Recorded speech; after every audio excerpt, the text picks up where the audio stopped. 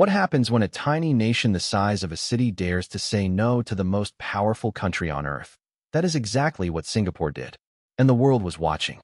Singapore is a small island with no natural resources, no farmland, and no strategic depth. You could drive across the entire country in less than an hour. By every traditional measure, it should have been an easy nation to push around. But Singapore became one of the most extraordinary stories in modern history. A country that should have bent under pressure instead stood tall, made its own choices, and built one of the wealthiest and most respected nations on the planet. This video is going to take you deep into that story. We are going to explore exactly why Singapore refused to simply follow America's lead, what principles guided its leaders, and what the rest of the world can learn from a tiny island that refused to be told what to do. Buckle up, because this story is full of courage, brilliance, and a few moments that will genuinely surprise you.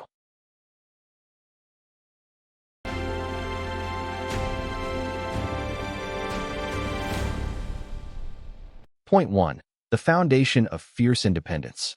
To understand why Singapore pushed back against American pressure, you first have to understand where it came from. Singapore became an independent nation in 1965, and it was not a happy beginning.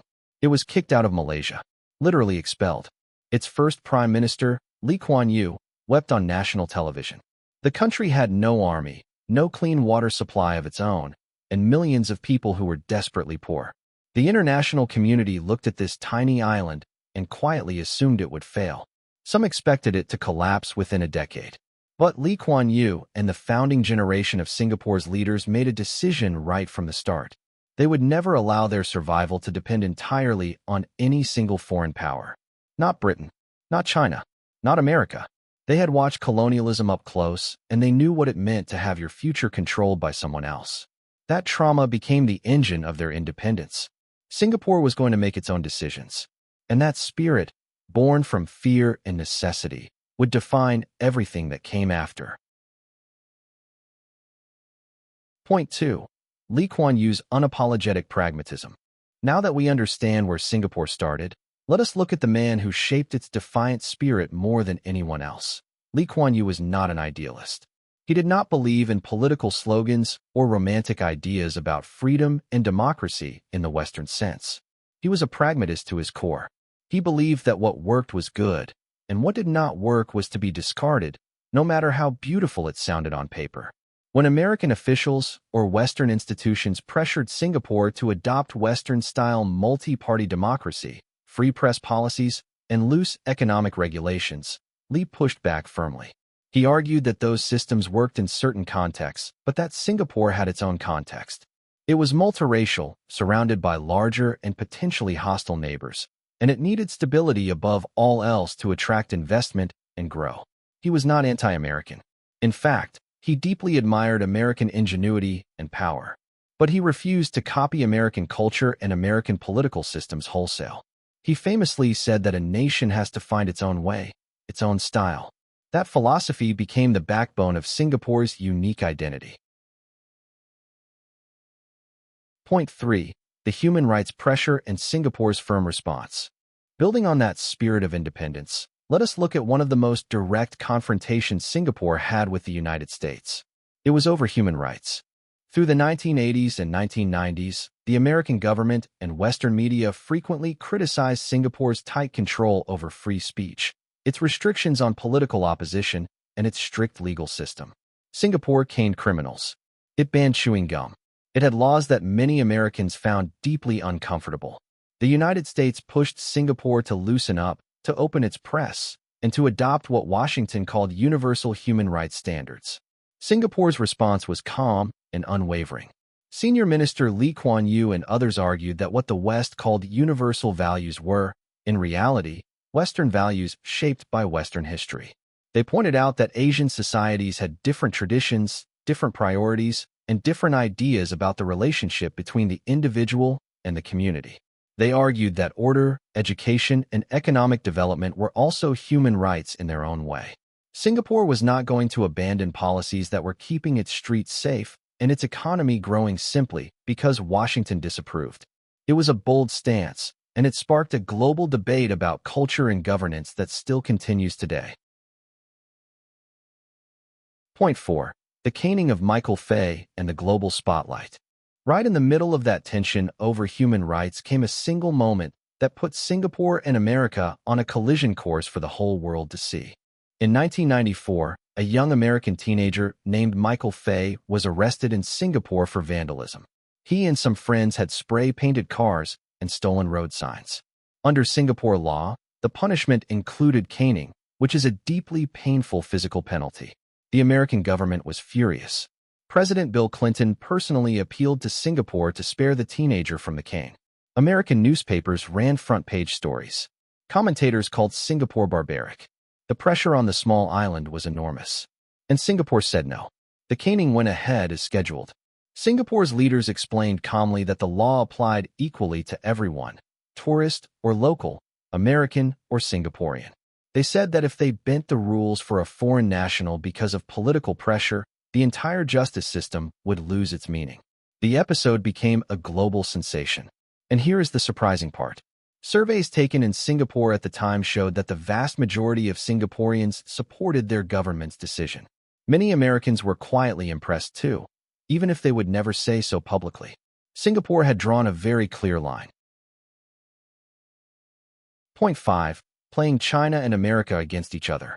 Now let us shift the story because Singapore's independence was not just about saying no. It was about an incredibly sophisticated balancing act that few nations have ever managed. Singapore sits at the heart of Southeast Asia, right at the crossroads of global trade. China is its largest trading partner. America is its security guarantor. Both are enormous powers with enormous egos and enormous expectations.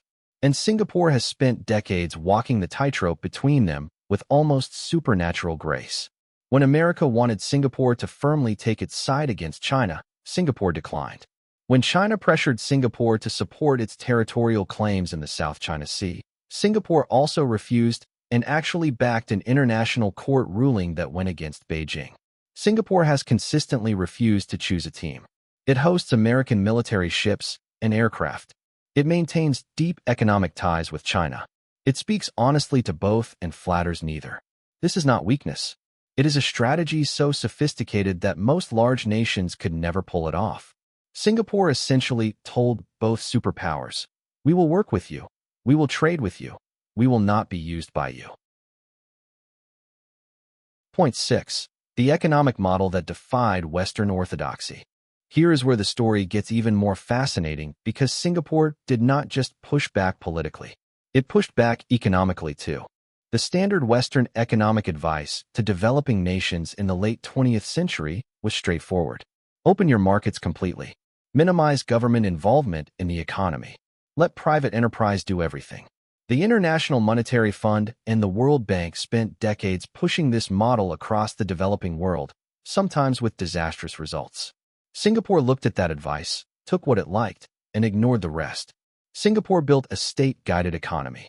The government directly owned and managed key industries, housing, and infrastructure through massive companies called government-linked companies. It forced citizens to save large portions of their income through a compulsory savings scheme called the Central Provident Fund. It managed immigration with extreme precision to match the needs of its economy. These were not free market ideas. In fact, many Western economists scoffed at them. But Singapore's economy grew at a breathtaking pace for decades. Today, its per capita income is higher than that of the United States. The country that was expected to fail became richer than the nation that doubted it. Point 7. The South China Sea and telling Beijing off. We touched on this briefly, but it deserves its own moment because Singapore's relationship with China reveals something truly extraordinary about its courage. You might think that a tiny nation with a majority Chinese population and massive trade ties with China would naturally lean toward Beijing. And China certainly expected that. But Singapore has repeatedly taken positions that angered the Chinese government and refused to back down. The most dramatic example came in 2016 when an international tribunal ruled against China's sweeping territorial claims in the South China Sea. China dismissed the ruling and pressured other nations to do the same. Singapore publicly stated that the ruling was legally binding and should be respected. Beijing was furious. Chinese state media attacked Singapore harshly. Diplomatic relations cooled significantly. But Singapore did not flinch. Senior leaders explained that Singapore depends on the rule of international law more than almost any other nation on Earth. If powerful nations can simply ignore international rulings whenever they feel like it, then small nations like Singapore have no protection at all. Standing up for the rules was not just moral, it was survival. Point 8. Building its own military against all odds. Let us talk about something that almost nobody outside of Southeast Asia knows about, because it completely changes how you see Singapore. When Singapore became independent in 1965, it had virtually no military. A small population, no military tradition, no weapons. Its larger neighbors, Malaysia and Indonesia, were not always friendly. Singapore faced a very real existential threat and could not simply rely on American protection forever. So it did something remarkable. It secretly brought in Israeli military advisors to build its armed forces from scratch. Yes, Israel. Singapore did not announce this for years because it was diplomatically sensitive. But it worked. Today, Singapore has one of the most advanced and capable militaries in Southeast Asia. It spends generously on defense as a percentage of its economy. It has compulsory military service for all male citizens. It has invested heavily in air power, naval technology, and cyber capability. Singapore built its military not to be aggressive, but to make the cost of threatening it simply too high. It is a strategy the Swiss call armed neutrality. And it means Singapore does not have to beg anyone for protection. That independence extends right into its national security. Point 9. The education and meritocracy gamble. As Singapore built its military and its economy, it also made choices in education that flew in the face of Western progressive thinking. Singapore adopted a rigorous meritocracy at the heart of its education system. Students were streamed, which means sorted by academic ability, at a young age. The best performers received the best resources and opportunities. Western educators criticized this as elitist and potentially cruel. They argued that streaming children at a young age was unfair and damaged those who were placed in lower groups. Singapore acknowledged the concerns, adjusted the system over the years, but never abandoned the core principle. If you work hard and perform well, you will be rewarded. Full stop. The results were extraordinary. Singapore's students consistently rank among the top performers in the world in mathematics, science, and reading. In global education rankings, Singapore regularly beats countries with 10 times its population and 100 times its land area. The government also invested heavily in technical education, making sure that students who were not suited for universities still had paths to skilled and well-paying careers. The message was simple. Every talent matters. Every form of excellence will be recognized and rewarded. Point 10. What Singapore teaches the world today. We have traveled through decades of extraordinary decisions, and now we arrive at the lesson that all of this was building toward. Singapore's story is not just about one small island. It is a message for every nation, every leader, and every individual who has ever been told that they are too small, too weak, or too different to chart their own course. Singapore proved that you do not have to copy the powerful to survive. You can study them. You can learn from them. You can even admire them. But you do not have to become them. You are allowed to have your own values, your own system, your own way of doing things. The world will pressure you. Bigger nations will tell you that their way is the only way. They will frame their interests as your interests and dress up their preferences as universal truths.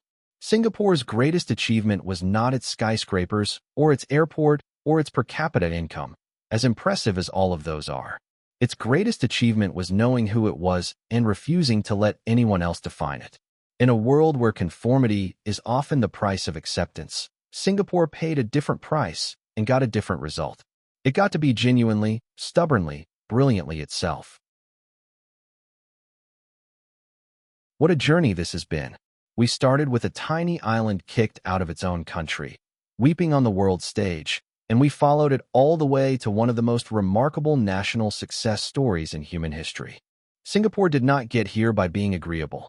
It got here by being honest, by knowing its own values, by making hard choices and sticking to them even when the most powerful nation on earth said otherwise. There is something deeply inspiring about that. Whether you agree with every decision Singapore made or not, You have to respect the sheer courage it took to walk its own path. In a world that constantly rewards those who fit neatly into existing power structures, Singapore carved out its own space and dared the world to challenge it. And the world backed down. So here's my question for you. What can you take from Singapore's story and apply to your own life, your own community, your own country? Think about that. And while you are thinking, do me a favor. If this video gave you something valuable today, hit that like button right now. It genuinely helps this channel reach more curious minds like yours. Drop your thoughts in the comments below. I want to know what surprised you most. And if you have not subscribed yet, join this community because there are so many more stories like this one waiting for you. See you in the next one.